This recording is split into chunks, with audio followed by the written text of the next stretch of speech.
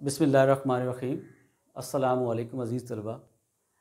Second year civics दूसरा chapter है और इसके लॉन्ग क्वेश्चन नंबर 3 की तरफ आज हम जा रहे हैं जी। ये लॉन्ग क्वेश्चन है जी। 1962 का जो दस्तूर है उसके अहम खद खाल का जायज़ा लें या उसकी खसूसियात जो अहम हैं वो बयान करें। तो वो तालिब इल्म मेरे अज़ीज़ जिन्होंने अभी तक मेरा चैनल सब्सक्राइब किया उनसे गुजारिश है कि चैनल को सब्सक्राइब कर लें ताकि हर आने वाली वीडियो जो है आप तक पहुंच सके, और अपने दोस्तों को भी शेयर करें, लाइक करें वीडियोस को, दोस्तों तक शेयर करें ताकि दूसरे जो तालिब इल्म हैं सेकेंड ईयर स्विक्स पढ़ने वाले या मुताला पाकिस्तान या पॉलिटिकल साइंस पढ़ने वाले तालिब इल्म हैं और उर्दू 9th से लेके 12th तक मेरे छोटे भाई की वीडियोस पढ़ी है इस चैनल पे, वो तमाम तालिब इल्म इससे फ़ायदा उठा सकें। तो चलते हैं अपने लेक्चर की तरफ। आज का लेक्चर है हमारा 1962 के दस्तूर की अहम खसूसियात या 1962 के दस्तूर की जो करैक्टरिस्टिक्स हैं या जो उसके खद्दो खाल हैं वो क्या हैं। तो ये जानने से पहले हम मुख्तसरन ये देखेंगे कि 62 का जो दस्तूर है 1962 का पाकिस्तान का दूसरा कॉन्स्टिट्यूशन, ये कैसे शुरू हुआ, इसकी इब्तिदा कैसे हुई, किस तरह ये सारे मामला चले। तो सबसे पहले मुख्तसरन हम इसका तारफ़ देखते हैं। हम क्या देखते हैं जी कि 1962 जो है इसके दस्तूर से कबल हमने देखा कि 56 में हमने दस्तूर बना लिया था, लेकिन हुआ ये कि 1958 के अंदर पाकिस्तान के अंदर अक्टूबर 1958 में पाकिस्तान के अंदर मार्शल लॉ जो है वो नाफिज हो गया। जनरल मोहम्मद अयूब ख़ान जो कि पहले पाकिस्तानी जर्नैल थे, उनका जो उन्होंने मार्शल लॉ पाकिस्तान के अंदर लगा दिया। हाँ जी, इन्होंने क्या किया जी, इन्होंने फरवरी 1959 के अंदर पाकिस्तान के अंदर एक निज़ाम मुतारफ़ करवाया जिसे कहा जाता है बेसिक डेमोक्रेसी या बुनियादी जमहूरियतों का निज़ाम। तो ये निज़ाम इन्होंने मुतारफ़ करवाया, इसका इन्होंने ऑर्डिनेंस दिया। फिर 17 फरवरी 1960 को इन्होंने साबिक़ एक चीफ़ जस्टिस थे शहाबुद्दीन, इनकी सरबराही में 10 रुकनी कमेटी बनाई और इनके ज़िम्मे काम लगाया कि आप दस्तूर साजी करें। इस कमेटी ने मई 1961 के अंदर रिपोर्ट अपनी पेश की, लेकिन इस रिपोर्ट पे अयूब ख़ान ने कोई रद्द अमल ज़ाहिर ना किया, बल्कि क्या काम किया, एक माहिर कानून थे जी अब्दुल हमीद मंजूर कादिर जी, माहिर कानून मंजूर कादिर, इसकी सरबराही में एक और 7 रुकनी कमेटी बना दी और उसे कहा कि आप इसकी छानबीन करें, आया ये मेरे ख्वाहिशात पे पूरा उतरता है ये सेटअप सारा दस्तूर या नहीं उतरता। तो इस कमेटी ने 1 मार्च 1962 को या बहरहाल इस कमेटी ने ये रिपोर्ट पेश कर दी और 1 मार्च 1962 को सदर ने एक ऑर्डिनेंस के तहत इस जो तजावीज़ थी जो दस्तूर की, इस पे दस्तखत कर दिए और ये 62 का दस्तूर है वो नाफिज हो गया। ये जो 1962 का दस्तूर था ये 250 दफ़ात पर मुश्तमिल था। अब इसमें 12 चैप्टर थे, 5 गोशवारे, 8 तरमीम और मार्शल लॉ के दौर की 31 जो हुक्मनामे हैं वो इसके अंदर शामिल थे।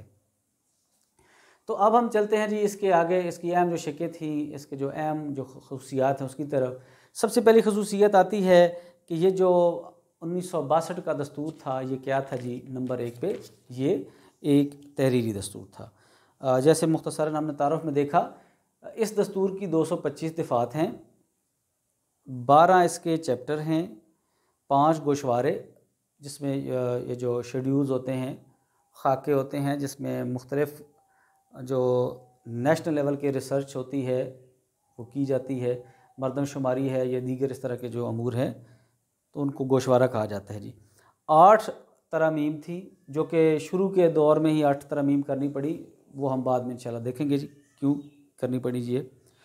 और इसके अलावा मार्शल लॉ के दौर के जो 31 कानून थे वो भी इस दस्तूर का हिस्सा बने, क्योंकि 58 से 62 तक का जो दौर है ये मार्शल लॉ का दौर अयूब ख़ान ने जो मार्शल एडमिनिस्ट्रेटर के तौर पे गुजारा था जी।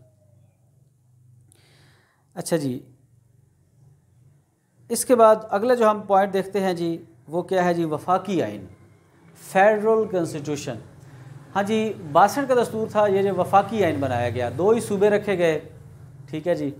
और 2 सूबे रखने के बाद मशरक़ी और मगरबी जो पाकिस्तान है, ठीक है ना जी, अलग अलग इनकी सूबाई असम्बलियाँ थीं और एक जो नया काम अपनाया गया जो कि 59 के अंदर ये बुनियादी जमहूरियतों का निज़ाम राज किया गया था, ये बुनियादी जमहूरियतों का निज़ाम जो है ये मुश्तमिल था 80,000 अफराद पे। शुरू में 40,000 मशरक़ी पाकिस्तान से इसमें नुमाइंदे थे और 40,000 मगरबी पाकिस्तान के नुमाइंदे थे।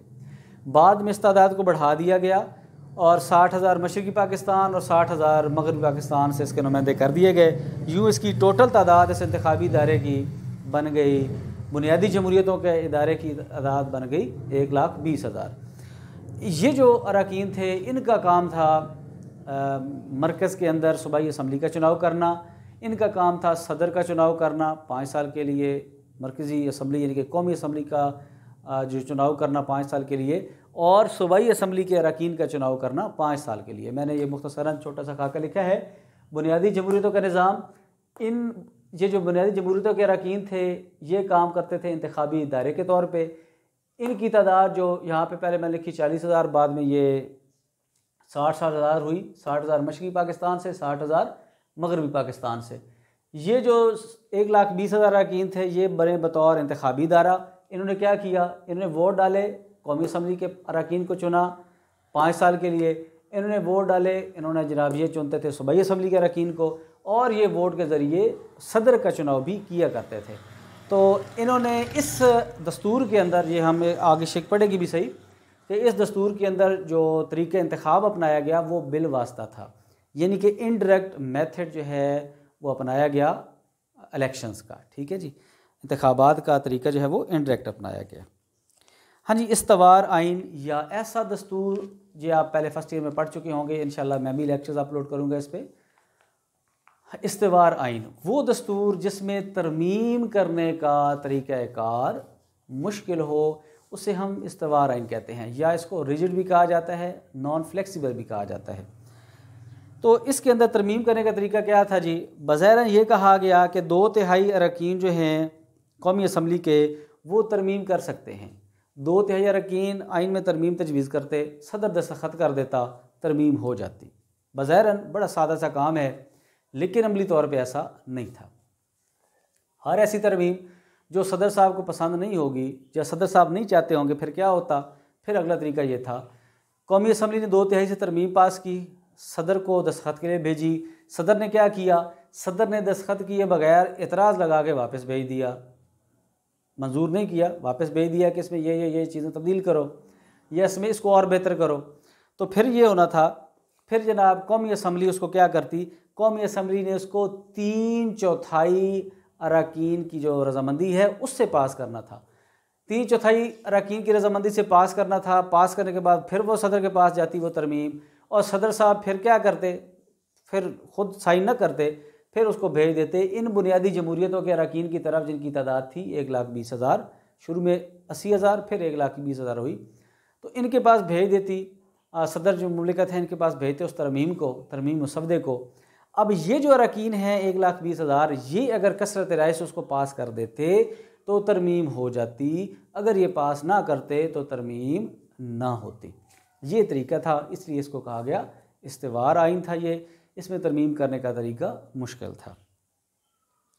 हाँ जी, अगली बात जनाब, यक एवानी मुकन्ना, वफाकी मुल्क हो और वहाँ पे एक एवानी मुकन्ना हो, जैसे 56 में ये किया गया, तो ये बात बड़ी ही मायूब है। इसको बड़ा ही अजीब नज़र से हम देखेंगे बीइंग अ पॉलिटिकल साइंटिस्ट या सियासत के तालिब इल्म होने के नाते, कि कभी भी वफाकी मुल्क के अंदर एक एवानी मुकन्ना नहीं होती, यक एवानी मुकन्ना हरगिज़ नहीं होती। लेकिन 56 में भी यही काम अपनाया गया और 62 के दस्तूर में भी यही काम अपनाया गया। एक ही कौमी असम्बली बनाई गई और दोनों सूबों से, मशरक़ी और मगरबी पाकिस्तान से मसावी नुमाइंदे लिए गए इस कौमी असम्बली, ये नेशनल असम्बली के अंदर। और इस नेशनल असम्बली की जो मियाद थी वो 5 साल थी। ठीक है जी, अच्छा जी, इसके बाद हम अगले देखेंगे जी वाइज शरीयत। 1956 के दस्तूर की तरह 62 के दस्तूर में भी शहरियों को एक नेशनैलिटी दी गई। ऐसा हरगिज़ नहीं था कि शहरी मशरक़ी और मगरबी पाकिस्तानी शहरी भी होते और पाकिस्तान के शहरी भी कहलवाते, ऐसा नहीं था। सिर्फ एक नेशनैलिटी थी और वो थी पाकिस्तानी नेशनल होने की। इसके बाद है जी बुनियादी हकूक़। हाँ जी, ये वो दस्तूर है पाकिस्तान का जिसमें शुरू के अंदर जब ये बना तो बुनियादी हकूक़ का कोई तज़किरा तक नहीं था। फिर क्या हुआ, आइन के अंदर इब्तदाई तरामीम की गई और शहरियों को बुनियादी हकूक़ फ़राहम किए गए। ठीक है जी, अदलिया को ज़ामिन बनाया गया, अदलिया को इस बात का पाबंद बनाया गया कि वो शहरियों के बुनियादी हकूक़ की हिफाजत करे। शहरियों को तमाम ज़िंदगी के शोबों में फिर ये बुनियादी हकूक़ दिए गए, तहरीर तकरीर की आज़ादी, इज्तिमाई व अंजुमन साजी, मजहबी आज़ादी, जान व माल का तहफ़्फ़ुज़, कारोबार करने की आज़ादी, गर्ज़ हर किस्म की आज़ादियाँ शहरी को फिर आइन में तरमीम करने के बाद दी गई। हाँ जी, अगली इसमें है जी इस्लामी दिफ़ात। हाँ जी, बहुत सारी ऐसी चीज़ें हैं जो इसमें शुरू में शामिल नहीं थी। मिसाल के तौर पे पाकिस्तान का जो नाम है ये इस आइन के तहत रखा गया था जी जमहूरिया पाकिस्तान, ठीक है जी। लेकिन बाद में आने वाले दौर के अंदर जब तरमीम की गई तो फिर नाम बदल के इस्लामी जमहूरिया पाकिस्तान रखा गया। इसी तरह हकमियत अल्लाह ताला के पास थी। उसके बाद जनाब दीगर जो कवानीन बनने थे कुरान और सुन्नत के मुताबिक बनाया जाना कहा ठहराया गया। शहरियों को तमाम तर इनफरादी और इज्तिमाई तौर पे इस्लाम के मुताबिक ज़िंदगी गुजारने की इजाज़त थी। अक़लियत जो हैं उनको उनकी मजहबी आज़ादियाँ दी गई, ठीक है जी। इसी तरह सदर का मुसलमान होना लाजमी करार दिया गया, ये लाजमी शर्त थी। अच्छा जी, इसके बाद एक और हेडिंग इसमें अगली है जी, वो है इस्लामी मशावरती कौंसल, ठीक है जी, इस्लामिक एडवाइज़री कौंसल। हाँ जी, ये जो कौंसल थी ये सदर, गवर्नर, सूबे के गवर्नर को, मरकज़ी और सूबाई असम्बलियों को इस्लाम के मुताबिक कानून साजी करने के हवाले से मशावरत फराम करती। इसका ये फ़रीज़ा था, ये काम था। लेकिन चाहे सदर हो, चाहे वज़ीर आज़म हो, सदर हो, वज़ीर आज़म तो था ही नहीं, सदारती निज़ाम जो था, चाहे सदर हो, चाहे कौमी असम्बली के अरकान हो, सूबाई असम्बली के अरकान हो या गवर्नर्स हों, वो इस कौंसल के मशवरों पे अमल करने के पाबंद नहीं थे, ठीक है जी। हाँ जी, एक हेडिंग नेक्स्ट हम इसमें स्किप कर गए, वहाँ पे नंबर वो जो दरमियान में वो था सदारती निज़ाम। ये जो दस्तूर था ना जी, पाकिस्तान में पहली दफ़ा तारीख़ में पाकिस्तान के अंदर सदारती निज़ाम हुकूमत का मुतारफ़ करवाया गया, अमल दरामद इस पर हुआ। सदर का चुनाव यही बुनियादी जमहूरियतों जो अरकान का जो इदारा है, बुनियादी जमहूरियतों का इदारा इंतखाबी इदारा के तौर पे करता, 5 साल के लिए सदर का चुनाव करता। सदर के लिए मुसलमान होना लाजमी था। हाँ जी, कौमी ज़बानें उर्दू और बंगाली दोनों को बतौर कौमी ज़बानें लिया गया और साथ ये कहा गया कि जब तक ये ज़बानें, कोई वक्त तय नहीं किया गया, ये कहा गया कि जब तक कोई ये ज़बानें अब कौमी ज़बानें दफ्तरी ज़बान का रूप नहीं धार लेती तब तक अंग्रेज़ी हमारी दफ्तरी ज़बान होगी, ठीक है जी। वक्त का तयन नहीं किया गया कि इतने अरसे बाद उर्दू और बंगाली दफ्तरी ज़बान बन जाएगी और अंग्रेज़ी को दफ्तर से हम निकाल देंगे। और अल्लाह की करनी ऐसी है कि 56 के 47 से लेके आज तक हम उर्दू को बतौर कौमी ज़बान और बतौर दफ्तरी ज़बान, कौमी तो हम लिख देते हैं, कहते भी हैं, बतौर दफ्तरी ज़बान इसको हम अभी तक अडॉप्ट नहीं कर पाए। अच्छा जी, इसके बाद तरीक़ा इंतखाब है वो है जी बिल वास्ता, ये इनडायरेक्ट, हम पहले भी थोड़ी सी बात मैंने इस पर की है कि इनडायरेक्ट जो मेथड है इंतखाबात का वो अपनाया गया। बुनियादी जमहूरियतों का इदारा कायम किया गया 59 के अंदर। इसके अरकान की तादाद थी शुरू में 80,000 यानी कि 40,000 मशरक़ी पाकिस्तान और 40,000 मगरबी पाकिस्तान से। फिर इसकी तादाद बढ़ाई गई आइन के अंदर और ये की गई 1,20,000, 60,000 मशरक़ी पाकिस्तान से अरकान चुने जाते और 60,000 मगरबी पाकिस्तान से। इन 1,20,000 अरकान को अवाम अपने वोट के ज़रिए मुंतखब करती, ठीक है जी। ये जो अब 1,20,000 अरकान थे बुनियादी जमहूरियतों के उस इंतखाबी इदारे के, ये चुनते सूबाई असम्बली के अरकान को मुंतखब करते, ये मरकज़ी असम्बली के अरकान को मुंतखब करते जिसे कौमी असम्बली कहा गया 5-5 साल के लिए, और ये 1,20,000 इंतखाबी इदारे के अरकान बुनियादी जमहूरियतों के अरकान सदर का चुनाव करते 5 साल के लिए। ये था मेथड इनडायरेक्ट डेमोक्रेसी का, बिल वास्ता जमहूरियत का, बिल वास्ता इंतखाबात का। हाँ जी, इसके बाद जो अगली हेडिंग है हिकमत अमली के असूल। पिछले दस्तूर की तरह इसमें ये चीज़ शामिल की गई कि हम कैसे आलमी इदारों के साथ चलेंगे, हम कैसे दीगर अक़वाम के साथ रवाबित रखेंगे, दूसरे ममालिक के साथ हमारे रवाबित ताल्लुकात कैसे होंगे, मुस्लिम दुनिया के साथ ताल्लुकात कैसे होंगे, हम अपनी रियासत के अंदर शहरियों की तरक्की के लिए कैसे काम करेंगे, पसमानदा इलाकों की तरक्की के लिए कैसे काम करेंगे, हम अपने मुल्क को कैसे तरक्की देंगे। ओवरऑल तमाम जो असूल हैं वो इसके अंदर तय थे हिकमत अमली के असूल के अंदर। और लास्ट जो हम हेडिंग करेंगे वो क्या है जी, वो हमारी हेडिंग है अदलिया की हैसियत। अदलिया को आज़ादी दी गई। सुप्रीम कोर्ट बड़ी अदलिया थी रियासत के अंदर, इसी तरह हाई कोर्ट्स मौजूद थी। सुप्रीम कोर्ट के जजेस और चीफ जस्टिस जो है इनका तकर्रुर सदर करता और इनको आला अदालती कौंसल, सुप्रीम जुडिशल कौंसल की सिफारिशात पे सुप्रीम कोर्ट के जजेज़ को सदर मुमलिकत अपने हुक्म से बरतरफ भी कर सकता था। तो बहरहाल अदलिया को आज़ादी थी, लेकिन वैसी आज़ादी नहीं थी अमली तौर पर देखा जाए जैसी 56 के दस्तूर के अंदर दी गई थी, लेकिन बहरहाल अदलिया को आज़ाद करार दिया गया ताकि अदलिया बग़ैर किसी इंटरफेरेंस के अपने काम सारे सरअंजाम दे सके। तो अज़ीज़ तलबा, ये था हमारे सेकेंड ईयर सिविक्स के दूसरे चैप्टर का लॉन्ग क्वेश्चन नंबर 3। इंशाल्लाह बहुत जल्द क्वेश्चन नंबर 4 के साथ आपकी खिदमत में हाज़िर हो जाऊँगा। तब तक के लिए अपना ख्याल रखें।